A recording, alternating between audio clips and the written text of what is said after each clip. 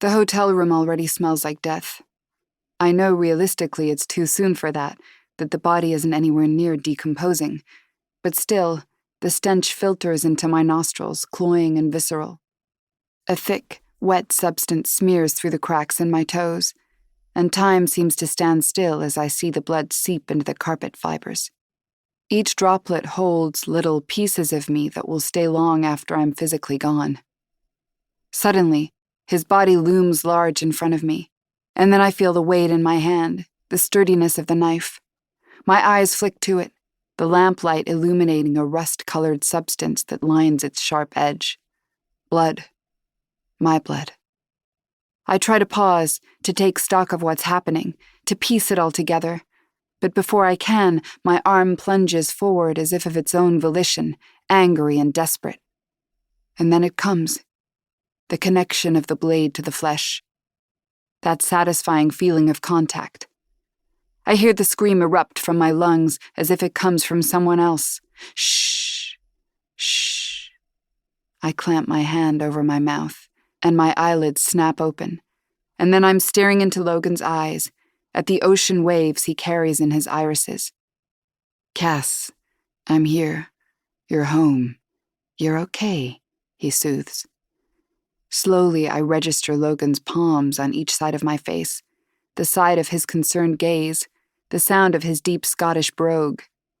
I inhale a deep breath through my nose, the familiar scent of salt-tipped air flooding my nostrils. In for two. Out for two. A nightmare? I can feel a headache forming at the back of my skull, and it takes me a moment to understand what Logan's asking. Yeah, I guess, I answer non-committally. He doesn't know about the terrors that haunted my dreams every single night for the first year after that day in the hotel room. My unconscious mind replaying the memory on an endless loop, every viewing becoming darker, more frightening.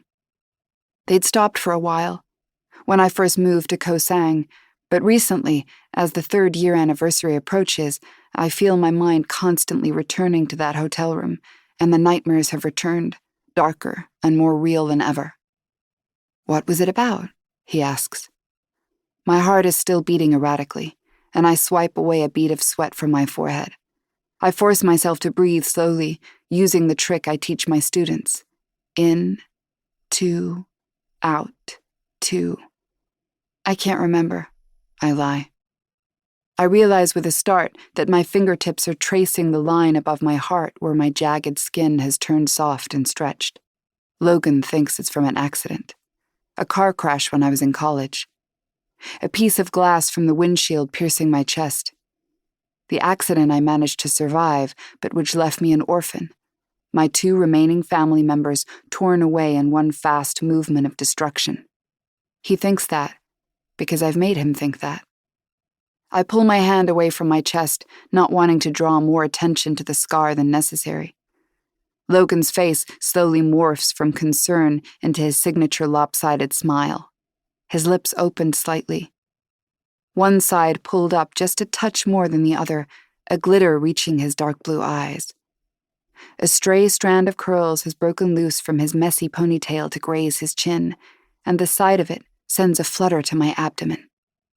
He leans his face closer to mine. Well, whatever that dream was, it wasn't real. But you know what is? He asks teasingly. He lifts my left hand up to his mouth, his lips grazing my knuckles, giving me a clear view of the gold band that, as of last night, has taken up permanent residence on my ring finger. The thought still sends a ripple up my spine. He's mine. I'm his. We are all we need. No one else matters. My eyes travel downwards from his face to the identical ring hanging from the chain around his neck, perched upon his tattooed chest. I think back to last night, letting the good memories replace the residual panic from the nightmare. Logan had gently pulled out that ring from where it lay tucked under his t-shirt moments after he'd held out a matching ring in a small red box in my direction. Time seemed to freeze, my brain temporarily glitching, nothing making sense until I watched him lower himself to the vinyl flooring of our patio, taking position on one knee.